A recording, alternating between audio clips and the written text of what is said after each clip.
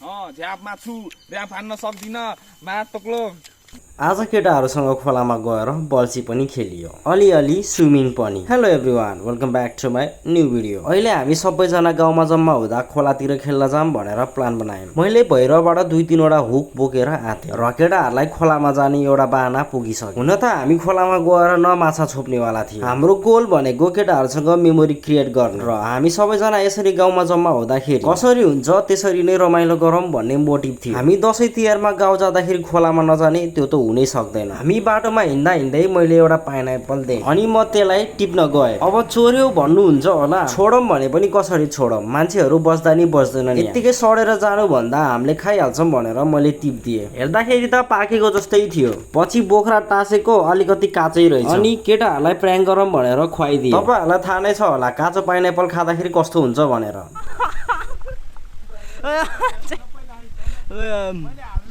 केटाहरूलाई खुवाइदिएको मुख चिलायो रे, हामी मुर्छा परेर हाँस्दै बस्यौँ। एकछिनमा हामी खोलामा पनि पुग्यौँ। अब बाँकीको भोलि अपलोड गर्छु। Subscribe for more. Bye by.